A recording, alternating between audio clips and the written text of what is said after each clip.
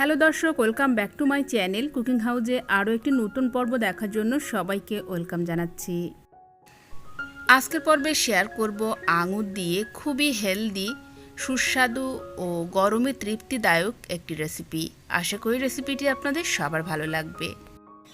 তো রেসিপিটি বানানোর জন্য আমি এখানে প্রধান উপকরণ হিসাবে নিয়েছি 1 কাপ পরিমাণ টক দই।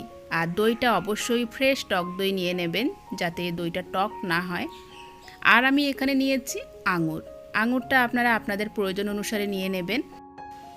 এবার আমি আঙুরগুলো ছাড়িয়ে নিয়ে ভালো করে ধুয়ে নেব, তারপরে আমি ইচ্ছে মতো করে এগুলো কেটে নেব।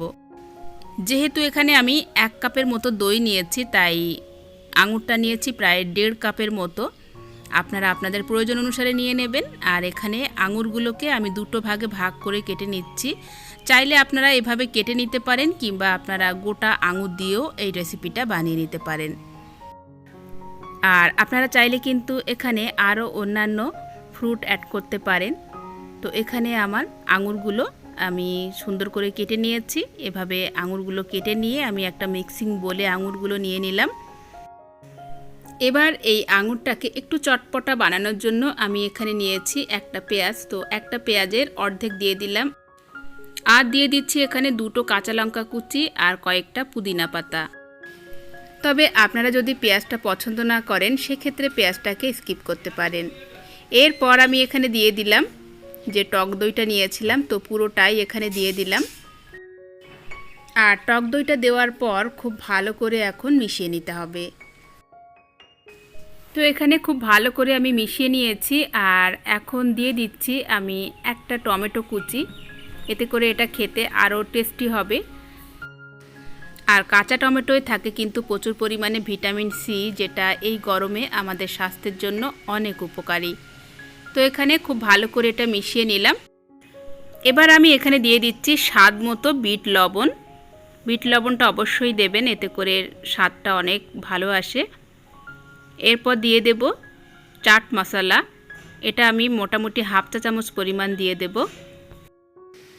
দিয়ে এখন খুব ভালো করে আবারও একটু মিশিয়ে নিতে হবে। তো এখানে সব কিছু মেশানো কমপ্লিট। এখন আমি সবশেষে দিয়ে দেব প্রায় 1 টেবিল চামচ পরিমাণ হানি। চাইলে এখানে আপনারা চিনি ইউজ করতে পারেন, তবে হানিটা দিলে এই ফ্রুট সালাডটা খেতে অনেক সুস্বাদু হয়। তো এখন হানিটা দেওয়ার পর আবারও খুব ভালো করে একটু মিশিয়ে নিচ্ছি। তো এখানে একদম রেডি হয়ে গেছে স্যালাডটা। যেহেতু এখন গরমকাল, তাই আপনারা অবশ্যই ফ্রিজে ঠান্ডা করে তারপরে পরিবেশন করবেন। আর এই ফ্রুট স্যালাডটা কিন্তু ঠান্ডা ঠান্ডা খেতে একেবারে মন প্রাণ আপনার জুড়িয়ে যাবে। তো অবশ্যই কিন্তু আপনারা ট্রাই করবেন। যেহেতু এখন রমজান মাস, তাই আপনারা সারাদিন রোজা রাখার পর এই হেলদি তৃপ্তিদায়ক স্যালাডটি পরিবেশন করতে পারেন ইফতারিতে। আশা করি এই হেলদি রেসিপিটি আপনাদের সবার ভালো লেগেছে।